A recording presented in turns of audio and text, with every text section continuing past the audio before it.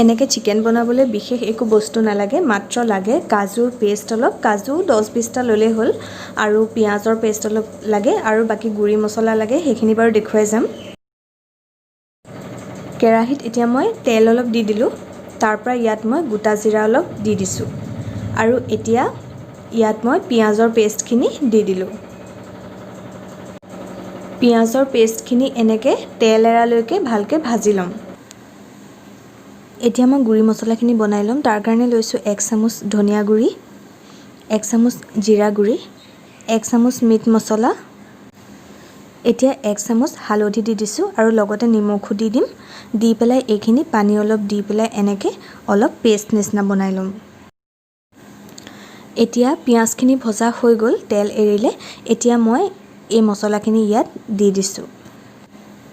এতিয়া এইখিনি ভালকৈ ভাজি ল'ম ধুনীয়াকৈ, মছলাখিনিও তেল এৰালৈকে ভাজি ল'ম। মছলাখিনি ভজা হ'ল, এতিয়া ইয়াত মই ইলাচি কেইটামান আৰু ডালচেনি অলপ দি দিছোঁ।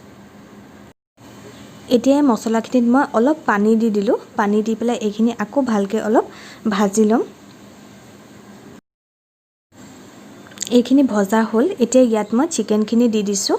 পানীটো এইকাৰণে দিলোঁ কাৰণ তেতিয়া চিকেনখিনি এইখিনি পানীতে সিজিয়ে যাব। অলপ কমাই পেলাই গেছটো বন্ধ কৰি থৈ দিব লাগিব, আৰু বেছি শুকান হৈ থাকিলে লাগি ধৰাৰ চান্স থাকে, সেইকাৰণে অলপ পানী দি দিলোঁ।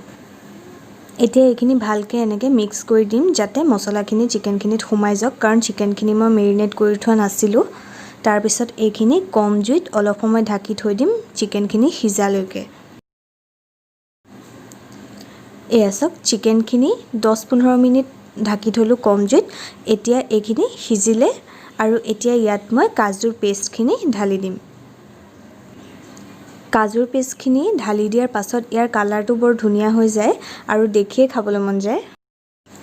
এতিয়া কাজুৰ পেষ্টখিনি ভালকৈ মিক্স কৰি দিলোঁ। এতিয়া ইয়াত মই পানী দি দিম। পানীটো আপোনালোকে নিজ আন্দাজমতে দি ল'ব, কিমানটো ডাঠ কৰিবলৈ বিচাৰে।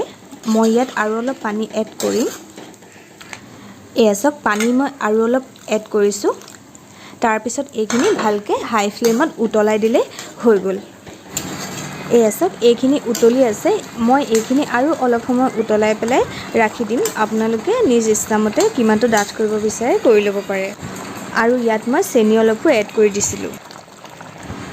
এয়া চাওক, আমাৰ চিকেনখিনি খাব পৰা হৈ গ'ল। ইয়াত মই 1 চামুচ বাটাৰ দি দিছোঁ। বাটাৰটো অপশ্যনেল হয়, আপোনালোকে নিদিলেও টেষ্টটো একো বেয়া নহয়, কিন্তু দিলে অলপ বেছি টেষ্ট হয়। যদি ৰেচিপিটো ভাল লাগিছে, ভিডিঅ'টো ভাল লাগিছে, তেনেহ'লে আপোনালোকে এবাৰ নিশ্চয় ট্ৰাই কৰিব। আৰু যদি মোৰ চেনেলটো ছাবস্ক্ৰাইব কৰা নাই, তেনেহ'লে প্লিজ ছাবস্ক্ৰাইব কৰি দিব।